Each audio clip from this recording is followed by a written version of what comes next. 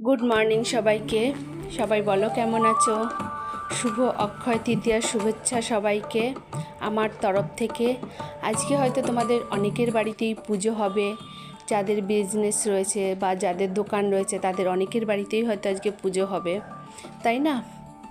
দেখো, ঘুম থেকে উঠে পড়ে আগে বাসি কাজটা সেরে নিই।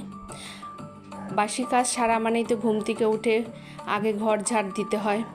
আজকে ঘরটা আগে ঝাড় দিয়ে নিই, তারপরে আজকে রান্নার দিকে যাব। আজকে একটু দেরি করে উঠেছি, কারণ আজকে কিন্তু আমি বাড়িতে আছি। আজকে আর আমার ট্রেন বাস ছোটাছুটি কিছু নেই, আজকে বাড়িতে আছি, যে কারণে একটু দেরি করে উঠেছি।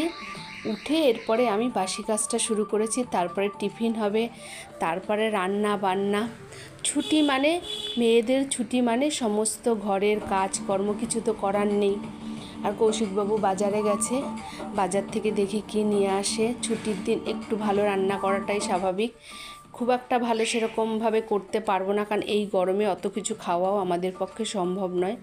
তাই যতটা সম্ভব ততটা হালকা ফুলকার উপরেই আমরা খাওয়া দাওয়া করি। খুব একটা রিচ আমরা কখনোই পছন্দ করি না।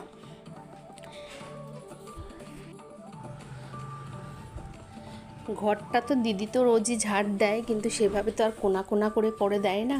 সেইগুলো ছুটির দিন মানে আমাকে সমস্তগুলো একটু কোনা কোনা দেখে দেখে করতে হয়। আর বাড়িঘর যতটা পরিষ্কার রাখা যায় তত দেখবে নিজের মনের দিক দিয়ে অনেকটা ভালো থাকা যায়। পরিষ্কার পরিচ্ছন্ন থাকে মানে কোনো নেগেটিভ কোনো কিছু থাকে না। এই কারণে সমস্ত কোনা কোনা থেকে শুরু করে সব কিছুই, এটা একটা মেয়েদের দেখবে যারা একটু পরিষ্কার পরিচ্ছন্ন, তারা আমরা বলে সেই সব মেয়েরা একটু সেটাই চেষ্টা করি। তাই কোনা কোনা করে ছাপ্পড় করেই আমি পরিষ্কার করে নিচ্ছি। এবার টিফিনও করব, একটু দেরি হয়ে গেছে। এবার ব্রেকফাস্টের জন্য একটু প্রিপারেশান নিতে হবে।